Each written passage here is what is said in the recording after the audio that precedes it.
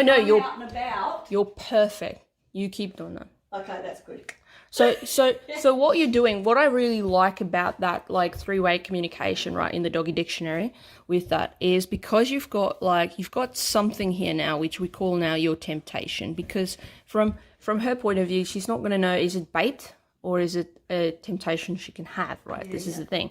And because you're here with her, now in the beginning, you are going to have your dog on leash. And what we're looking for is, if ever you get to the point where you go, wow, I didn't actually need the leash. Like, it didn't go tight. She responded straight away, that sort of stuff. That's when you start going, okay, now I'm going to do that 5-7 day test. So I'm going to do it for 5 days. If at any point in time I have to, if it wasn't for the leash, she would have eaten the bait, she would have died. Okay. Then you recount. You start the count again 5 days. Yeah, because she's definitely pulls on the leash. Correct. But I will will say one thing. Now I'm going to start doing this in a bit of a bigger area and give yourself a bit more space. Because the closer she gets, the more likely it is she'll pull. Leave it further back. Correct. I want you to start looking at her attention. Like, when does it pique her curiosity? Because her curiosity gets piqued first before she moves. Yes? And that's what I want you to start noticing. Okay. So when the curiosity gets piqued, now you're going to... So it's kind of like you'll see it... she notices it, not when I'm... Because I'm waiting till she's getting as close as possible. No. And then, and that's fine, because now we can go to the next stage. And the next stage she'll catch quicker. Okay. Because you'll give her more time, So the moment the ears are forward, she's going that way, then you go, leave it. And she'll go, oh, okay. Yeah, and what I have to be careful that I'm not doing is I'm going, leave it. That's correct, because we can't help it. We just we just expect the dog's not going to listen. Like, no! We do the whole tone thing. Yeah. But I just like being able to go like, leave it. It's just more impressive. It's not really impressive. It's just, I just can't be bothered to be yelling at my dog all the time and stuff, Like, I can't. It's just like, leave it. I love talking to people, not yelling at them. So what I'm trying to say here she has a 50% chance of guessing right. Okay, so she can either go, oh, you're going to give it to me, or I'm going to not get it, right? Yeah. Either way, she gets rewarded, though, because when she goes forward and you say leave it, she's like, I thought you were going to let me have it. She gets rewarded from you. So she gets rewarded for that decision, that cooperation. Yeah. If she moves forward and stops automatically and looks back at you and you go get it, she still gets rewarded. So what we're doing here is we're now creating, guess what it is? Impulse control. Yes. That's what impulse control is. Impulse control, there's a stimulation, and then there's this quick going through a thought process to it. Yeah. What you're doing is you're extending that stimulus to a little bit longer, looking for, is this a good idea? Yeah. ADHD people like me have this problem.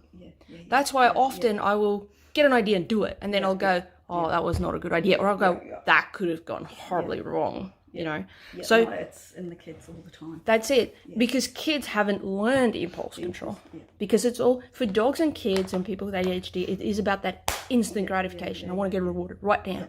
The cool thing with this particular game is the dog still gets rewarded. Yeah. It's just from a different side, and that's when the dog goes, okay. It doesn't actually matter. I leave it. I listen.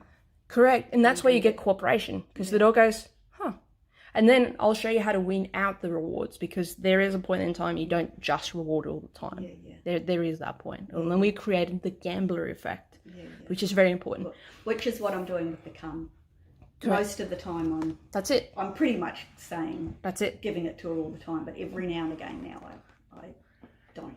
But if you want to make it really fun, there's a little drill I'll add for you. So if you're working on your crate exercise or bed exercise, right? Yeah. So what you can do now is you can have your little box there or your bed. You put the dog on, let's say, a flexi leash. Like, that's the one that goes in and out. It's usually easier. So you now have a three-way decision. So now she has a 30% chance of guessing right, which means that extends that impulse control, because she really has to go, where are you sending me? So if I'm here and I say bed, and she goes there, I can block her. She comes to me, she doesn't get anything. She goes, she goes on there.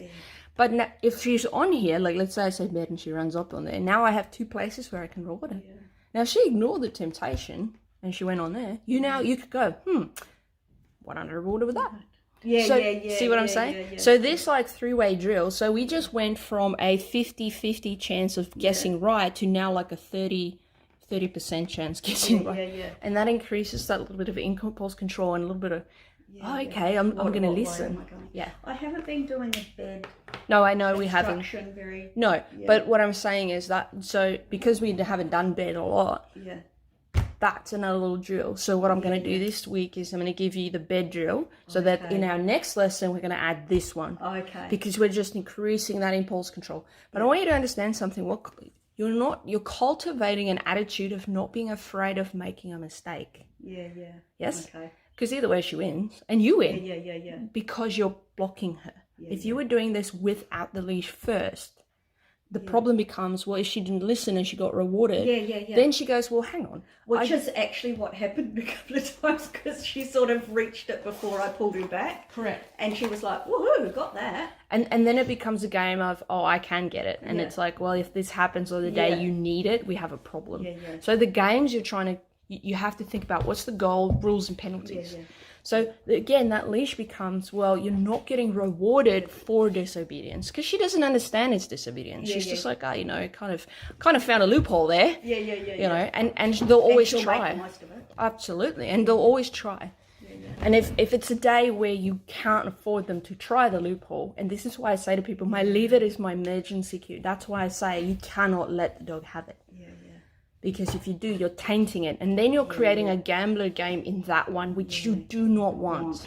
This is not one of those Russian roulette games, right? We don't want that. We want someone to go, you know what? I know. Because I don't want to play Russian roulette. So you shouldn't be allowing it. Yeah.